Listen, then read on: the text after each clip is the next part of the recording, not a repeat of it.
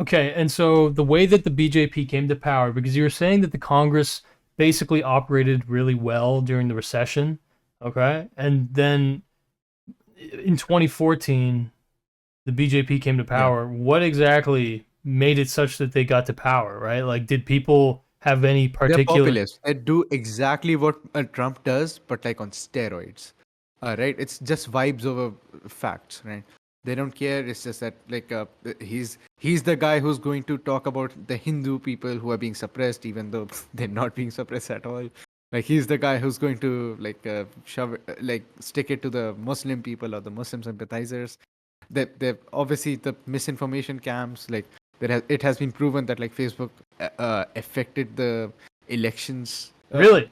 in BJP's favor. Yeah, Let's like the Twitter files also talked a lot about like how it affected India. the Twitter Yeah, files. Who? yeah.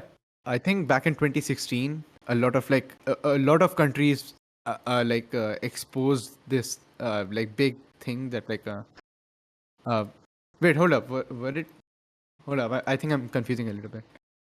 You It good? might be the Facebook, yeah, It says the Facebook scandal.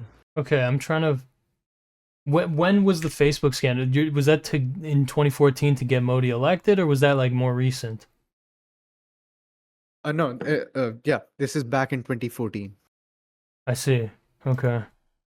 They meddled with a lot of elections. I remember they affected like the elections in Brazil and India. Okay. And where can I find information on this? Is it sorry? I saw this a long time is ago. it that I'll the have to. no, you're good. You're good. You don't have to find it now. But if is it that the BJP used Facebook to win the election, or is it that literally Facebook helped BJP win the election? I think a little bit of both, Yeah. right? Like Facebook does. It's been kind of I think studied that on almost on all social medias, right wing governments benefit from the propaganda or like the misinformation that they can Right. spread, and also simultaneously a social media company benefits from the traction that they get when they are serving like a right wing government. They Ex- wouldn't outright admit this, but yeah. explain that. Explain that. Why do you think that? So essentially, like let's say there is like a post about like let's say something about misinformation. Now there are going to be far more posts that are required to disprove the specific piece of media than there are to prove this, right? The Right. bar to like spread misinformation is far less than to disprove misinformation. So yeah, like that's just like a perfect chain that for every single misinformation post, there are like 50 posts that are trying to disprove this. But also, this post is going to be circulated constantly, and it has to be consistently be continued to like disproved constantly. And overall, because of how like Facebook works, it will generally not ban posts that are like misinformation because it's like they have no incentive to do that. Hmm.